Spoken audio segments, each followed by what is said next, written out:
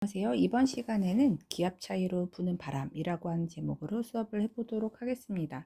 우리가 이제 비나 눈에 대해서도 원리를 알게 되었는데, 사실 우리가 이제 날씨를 이해하는 데는 바람도 굉장히 중요한 요소죠. 그래서 바람이 어떻게 불게 되는지, 그죠? 어떻게 바람이라는 것들이 생기는지를 우리가 이제 기압이라고 하는 개념을 활용해서 한번 설명해 보도록 하는 거죠. 자, 그래서 일단 여러분들은요, 기압이라고 하는 말을 먼저 이해를 하셔야 합니다. 우리가 이제 공기는 여러 가지 기체로 이루어져 있는데, 어쨌든 우리가 주변에 있는 공기가 힘을 미치는 단 말이죠. 공기 분자들이 우리에게 끊임없이 부딪히면서 나름대로 힘을 줍니다. 이 그림은 이상하지만 이 공기 분자들이 우리한테 끊임없이 부딪히면서 나름의 우리에게 어떤 힘을 가하고 있어요. 그런 가하는 힘을 기압, 공기의 힘이라고 하고요. 정확하게 이것을 정의할 때는 공기가 어떤 단위 넓이에 작용하는 힘, 이것을 우리가 기압이라고 합니다. 어쨌든 기압은 공기가 존재했을 때 공기가 미치는 힘이라는 것이죠. 그리고 이 기압은 어느 방향으로 작용하냐면 이것은 사방으로 작용합니다. 공기가 있는 어느 곳이든요. 우리가 사람이 서 있으면 공기는 어디에나 있죠. 그래서 이 공기라고 하는 건 어떻게 미치나요? 많은 친구들이 공기가 우리를 누르고 있어요 생각하지만 여기도 공기가 있고 여기도 있고 여기도 있고 그죠? 그래서 모든 방향에서 공기는 힘을 미칠 수 있습니다. 이게 지금 해보기의 실험인데요. 이것이 이제 제가 수업 시간에 했었던 것 같아요. 유리컵에 물을 닫고 종이를 덮은 다음에 거꾸로 뒤집어도 물은 안 쏟아져요. 얘는 이제 나름 중력에서 떨어져야 되는데 왜냐하면 그것의 반대 방향으로 공기가 여기 있는 눈에 보이진 않지만 그 공기가 밀고 있기 때문이다 라는 거죠. 이거 사실 컵을 이렇게 들었어도 그때 물이 쏟아지지 않는 거 느꼈나요? 그죠? 물론 이제 중력은 이렇게 가지만 어쨌든 요 방향에 가는 어떤 힘이 어쨌든 이 공기들이 이렇게 반대의 같은 크기의 같은 힘으로 누르고 있으니까 떨어지지 않는다라는 거였죠. 그죠? 신문지를 펼쳐서 이렇게 신문지를 넓게 펼치고 그 다음에 자를 집어넣고 자를 확 들어 올리면 올라오지 않아요. 왜냐하면 이 넓은 면적에 굉장히 많은 공기가 이를 누르고 있기 때문인 거죠. 페트병에 뜨거운 물 넣고 뚜껑을 닫아서 얼음력에 넣으면 페트병이 찌그러지는데 사방으로 다 찌그러집니다. 한쪽만 찌그러지지 않아요. 모든 방향으로 찌그러지는 걸 볼 수가 있는데 그런 것들을 보면 기압이라고 하는 것은 사방으로 작용하는 거다. 그러니까 정확하게 모든 방향으로 작용하는구나. 실죠? 우리가 근데 그 기압을 못 느끼는 이유는 우리가 살고 있을 때 우리 몸에서도 나름대로 나름의 기압을 만들고 있는 거죠. 우리가 삼킨 공기 모든 것들이 바깥의 기압과 같은 크기로 내가 몸에서 외부로 작용하고 있기 때문에 그것을 느끼지 못하는 것이죠. 근데 우리가 이제 기압이라고 하는 거를 측정한 사람이 있었습니다. 그 사람이 누구였냐면 토리첼리라고 하는 사람이에요. 우리 화학할 때도 잠깐 했었던 분인데 이 토리첼리라는 사람은 어, 이제 수은이라고 하는 아주 무거운 물질을 사용을 했습니다. 왜냐하면 공기의 힘이 생각보다 세다는 건 이미 알고 있었고 그 센 힘을 측정하려면 그만큼 강한 중력을 가진 그러려면 무게가 무거운 그런 물질을 사용을 해야 된다는 거죠. 그래서 수은이라고 하는 물질을 사용해서 이게 한 13g per 센티미터 되고 이렇게 된다고 하네요. 그러니까 물보다 이제 13배나 무거운 그러니까 액체 금속입니다. 금속인데 액체예요.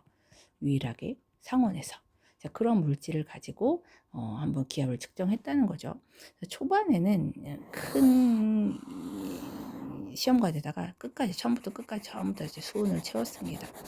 그런 다음에 글쎄 어떻게 박았는지 모르겠지만 손으로 박았다고 치고 그런 다음에 이것을 이 안에다가 넣고 손을 치운 거죠.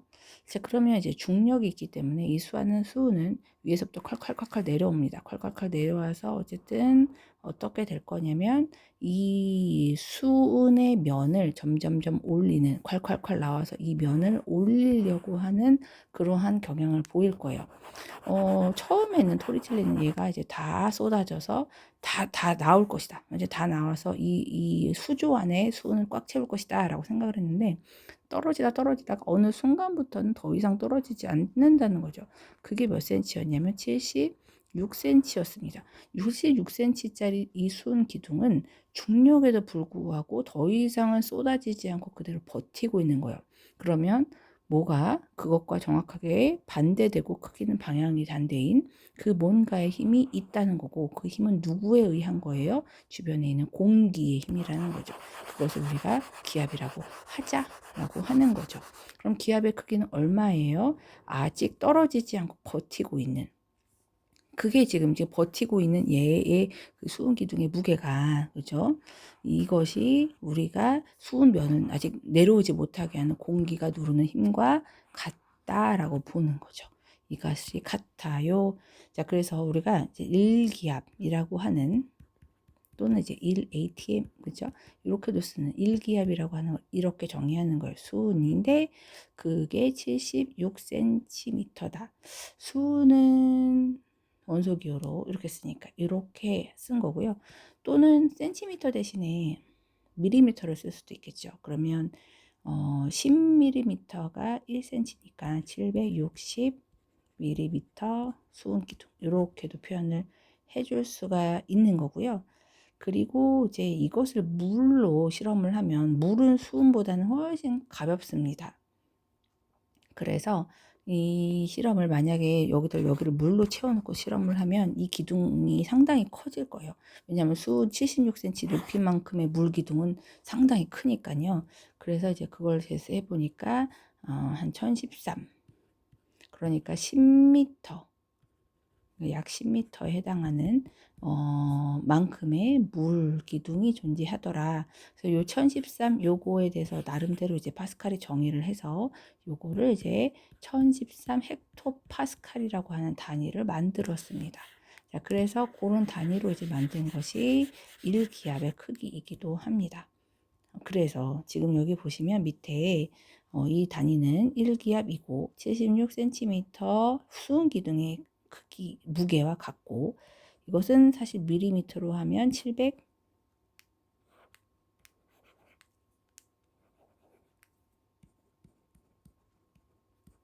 이것과도 같고, 그죠?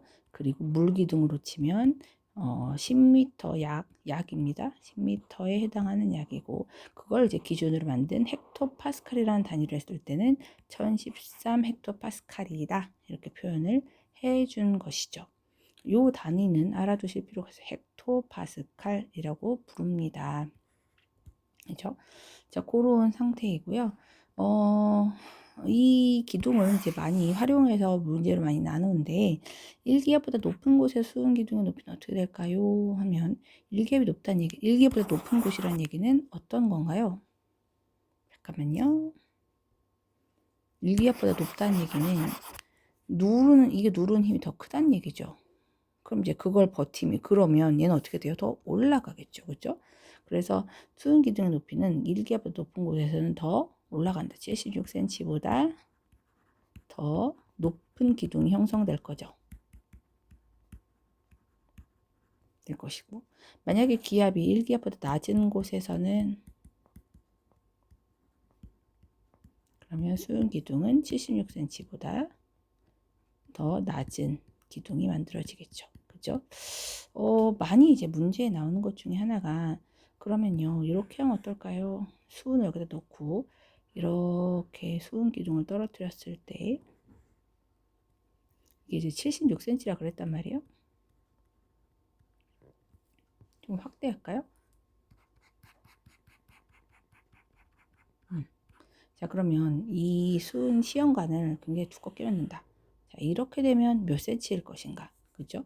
그리고 이거를 이제 만약에 같은 두께 시험관 유리관 사용했는데 이걸 기울이면 어떻게 될 것인가 하는 문제가 있는데, 전부 다 같습니다. 전부 다 76cm에서 멈출 거예요. 얘는 요거 두꺼운 것,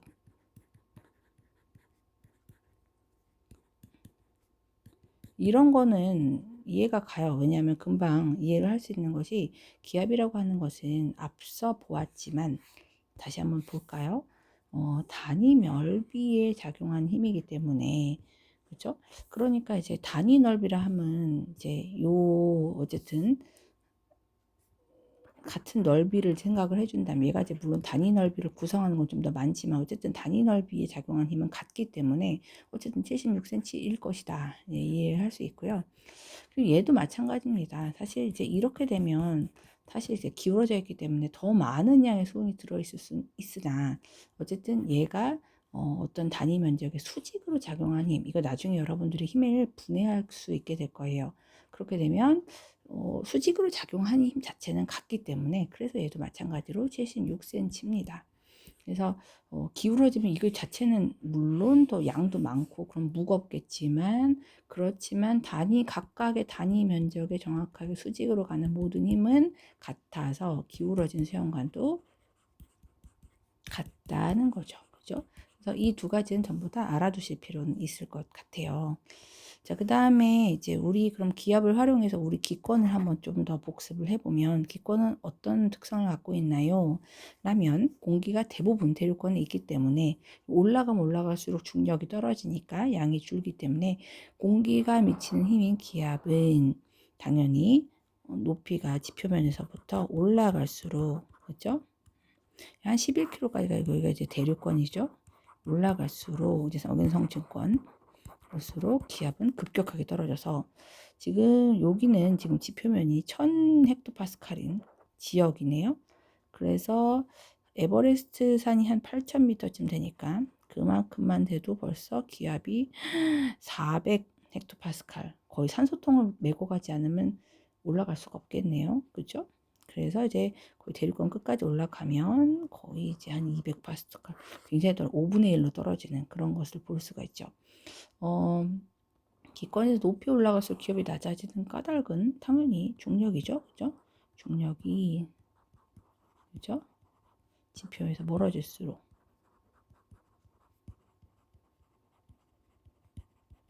공기 자체가 희박하니 공기 분자가 희박하죠. 그러니까 기압은 낮아질 수밖에 없더라. 그리고 이제 또 하나 이제 봐야 될 것은 이 기압이라고 하는 것은 어쨌든 우리 지표면이 똑같은 지표면이라고 하더라도 그죠? 공기가 끊임없이 움직이기 때문에 기압은 측정하는 장소와 시각에 따라서도 달라질 수가 있더라라는 걸 보시면 되겠습니다. 자, 그러면 이제 우리가 기압에 대해서 했기 때문에 바람이 왜 생길지 이거에 대해서 이제 공부를 할 준비가 다 되어 있어요. 자, 그래서 한번 좀 이제부터는 바람이 왜 만들어질까를 생각해 보도록 할게요. 자, 바람은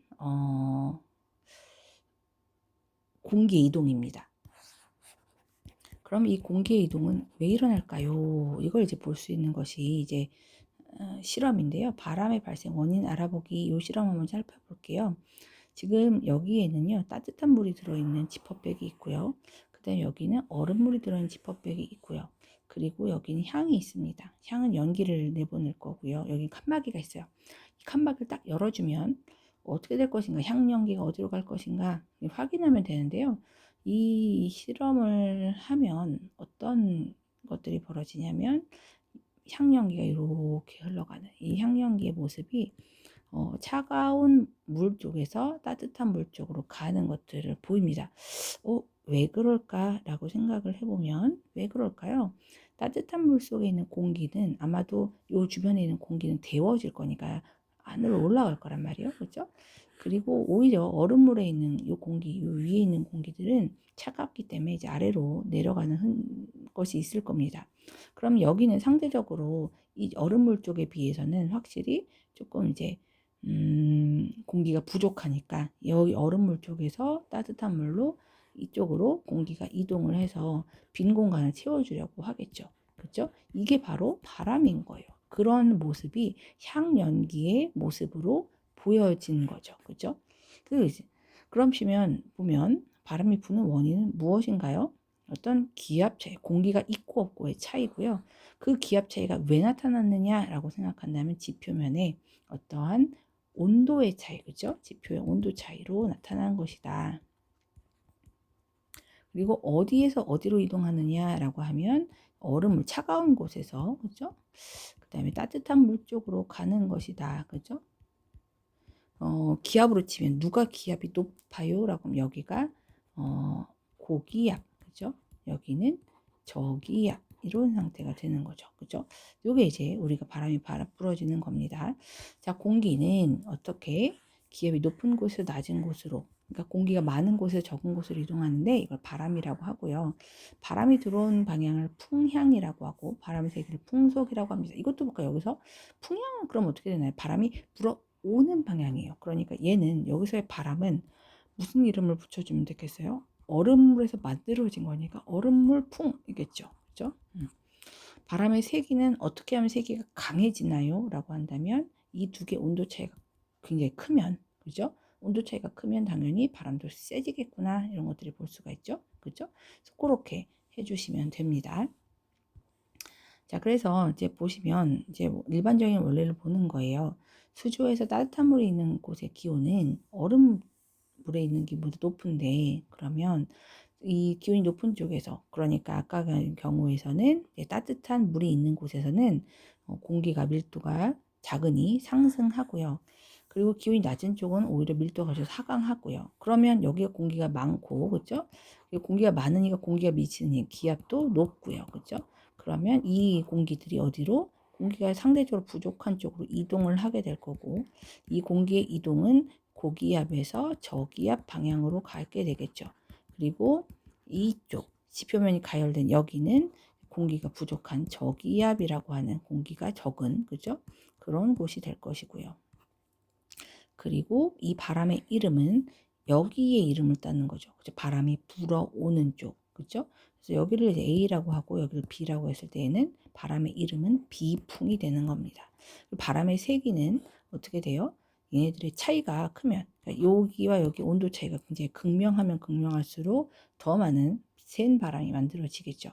자, 그래서 보시면 지표면에 기온 차이가 생기면 기압 차이로 연결되고, 그러면 기압 차이가 바람을 일으키는데 기압 높은 곳에서 공기가 많은 쪽에서 낮은 쪽으로 이동하여 바람이 분다라는 거고, 풍속은 이 기압 차이가 클수록 빨라지더라 하는 거고요. 풍향은 바람이 만들어진 곳에서 이름을 따는 거죠. 그죠? 예를 들어서 여기가 서쪽, 여기가 동쪽입니다. 우리나라. 그죠? 근데 바람이 이렇게 불고 있어요. 그럼 이 바람의 이름은 뭐예요? 동쪽에서 만들어졌으니까 동풍이고요. 그죠? 만약에 바람이 이렇게 불고 있어요. 그러면 이 바람 이름은 서쪽에서 만들어졌으니까 서풍인 겁니다. 그래서 그렇게 우리가 이해를 하면 되겠어요. 자, 이거를 이제 한번 간단하게 실제 예시로 한번 살펴보면 이게 대표적인 게 해륙풍입니다. 이게 2학년 때도 했기 때문에 여러분들이 쉽게 이해할 수 있을 것 같아요. 해안 같은 경우는 이런 지표, 그러니까 표면의 온도 차이가 극명합니다. 왜냐하면 반쪽은 어쨌든 해안이라고 하는 거는 육지와 바다가 인접해 있는 곳이니까요. 그래서 낮의 경우에는 육지가 훨씬 달궈지죠. 그죠? 옛날에 이걸 어떻게 배웠었냐면 이제 물의 비열, 그죠? 그래서 이쪽은 비열이 작고 여기는 비열이 크다, 그렇게 배웠던 것 같아요. 비열이 작고 비열이 크다. 자, 그래서 어쨌든 여기는 금방 달궈진다는 거죠. 그죠? 온도가 기온이 높다. 지표면의 기온이 높은 거죠. 그러면 공기의 기온이 높으면서 어떻게 돼요? 공기가 상승하고, 그죠? 상승 기류가 생기니까 구름도 여기 생기겠네요. 그죠? 얘는 오히려 하강 기류가 생기고, 그죠?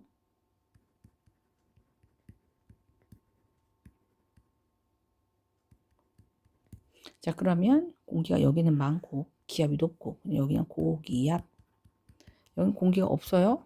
그냥 저기압. 그래서 고기압으로 저기압으로 빈자리를 채워주기 위해서 공기가 이동을 할 거고요. 공기의 이름, 바람의 이름은 무엇을 기준으로 해요? 어디서 만들어졌는지를 기준으로 하니까 해풍이라고 부를 거죠. 이렇게 만들어지는 거고요. 밤에는 어떤가요? 밤에는 오히려 육지가 빨리 식어요. 그래서 기온이 낮고, 그죠? 여기는 기온이 높아요. 그러면 어떻게 되나요? 반대로 여기는 기온이 낮으니까 공기들이 하강하고, 바다는 기온이 오히려 상대적으로 높으니까 상승하고, 그러면 여기가 고기압, 공기가 많고, 여기는 저기압이 되면서 공기가 많은 쪽에서 적은 쪽으로 공기를 이동시켜 주겠죠. 이것을 이제 바람이라고 하는데, 이 바람의 이름은 만들어진 곳이 육지니까요. 육풍이라고 부르는 것이겠죠. 그래서 이렇게 해안 같은 경우는 온도 차이가 확실하게 나는 육지와 바다가 인접해 있고, 거기다가 이것이 하루를 주기로 해서 육지와 바다의 온도가 서로 달라지기 때문에 하루 주기로 풍향도 바뀝니다. 이런 걸 우리가 해륙풍이라고 부르더라. 그래서 우리가 바람이 만들어지는 원리를 잘 볼 수 있는 부분이다라는 거죠.